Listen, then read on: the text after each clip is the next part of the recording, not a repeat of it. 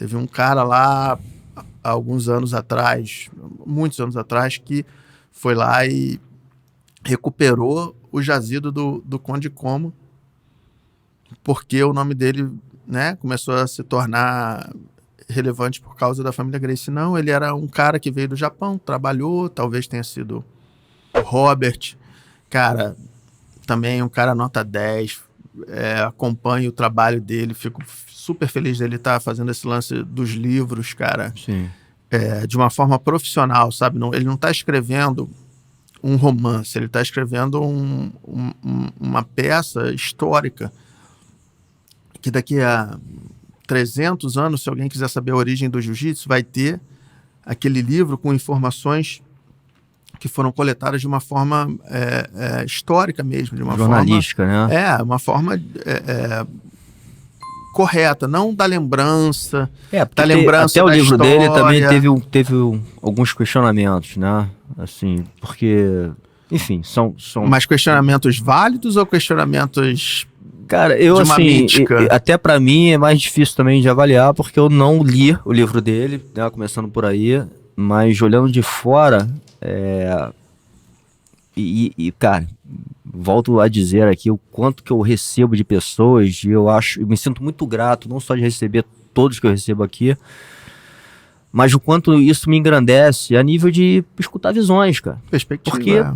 porra, é difícil, e até o jiu-jitsu nos ensina isso, né, cara? Se você for passar uma posição, se eu for passar uma posição e você passar a mesma posição, talvez você vá se atentar a alguns detalhes ali, cara, diferentes dos que pra mim são importantes, né? E vai funcionar do mesmo jeito.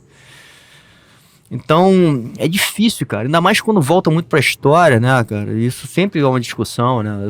Por exemplo, eu sou muito próximo dos Valentes também, né? E eu acho que ele é um grande estudioso desse negócio, não só estudioso a nível do jiu-jitsu como um todo, até antes da família Gracie, como ele conviveu com a família Gracie. Agora, você pode falar o seguinte, porra, o convívio dele com a família Gracie também fez com que ele seja um cara suspeito. Parcial, né? Entendeu? Então, assim, são várias visões de perspectiva. Assim. Não, mas por isso que o livro é importante, porque ele não é um livro romanceado, não é... Sim. Um livro em que você conta uma história do jeito que você lembra, do jeito que as pessoas lembram. Tudo que está naquele livro foi corroborado historicamente com notícia de jornal da época. Uhum. Então, existem testemunhos nos livros dele, né? Pessoas que ele foi atrás. No primeiro livro, se eu não me engano, acho que ele foi atrás de 10 ou 15 pessoas, inclusive o Pedro, né? Dá a perspectiva dele no livro. Eu acho que a crítica que o nego faz ao Robert, que é injusta, que é normalmente de quem não lê o livro, é que ele é anti-Gracie. Ele não é anti-Gracie. Ele, inclusive, ele e eu temos a mesma opinião. Se for resumir a crítica, é um pouco isso. Assim, não é que é anti-Gracie, mas talvez que ele tire um pouco o valor, né? E de novo, isso é uma opinião, né? Assim, tire um pouco o valor que os Gracies tiveram nessa história toda. Pelo contrário. A criação divina de uma arte marcial, eu acho ela muito menos importante do que você defender e aprimorar um esporte. De Sim. Você ter sido a raiz que se sobressaiu de um esporte. Mesmo você não sendo...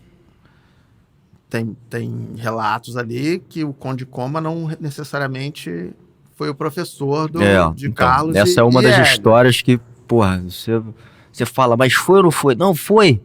Aí, mas, porra, tem relatos que não foi. Aí, mas aí você tem duas coisas. Você tem relato e você tem fatos. Tem recorte de jornal, declaração do Carlos, do Hélio, do Jacinto Ferro, que era... quem é o professor mesmo, quem foi o professor do Carlos, o Jacinto Ferro, que era ligado ao Conde Como. Isso faz a família Gracie menos importante? É menos importante se alguém deu a faixa preta pro Carlos ou não, pelo que ele fez pelo jiu-jitsu? Não é. Na minha opinião, não é. Eu acho que a família Gracie ter defendido o jiu-jitsu por tantos anos, ter gerado até hoje, você tem praticantes de jiu-jitsu fenomenais, membros da família Gracie, né? Uma família que impôs uma cultura. Porque assim, você estava falando de alimentação. Sim. Eu falei Isso daí veio por causa do Carlos. Exatamente. Que tem... Entendeu? São várias coisas que a família Gracie desenvolveu. Contribuiu. É uma cultura... O jiu-jitsu é uma cultura em si. O jiu-jitsu levou o Brasil para fora do país de uma forma que acho que nem o futebol aí já é exagero, né? Mas assim... Que assim, você pode até, de repente, comparar com o futebol. Sim. Sabe? Porque foi a família Gracie, você fala Gracie lá, todo mundo... Em qualquer lugar do mundo, você fala Gracie, nego sabe que é uma família de lutadores. Tem gente que pensa que é uma pessoa, mas fala assim, é o Gracie é bom, né? Não sei o quê. Sim. Tem Gracie bom de jiu-jitsu, tem Gracie ruim de jiu-jitsu, tem Gracie que é bom professor, tem Gracie que não é. O livro do cara não é anti-Gracie. Ele não tem uma opinião anti-Gracie. Eu sei qual é a opinião dele.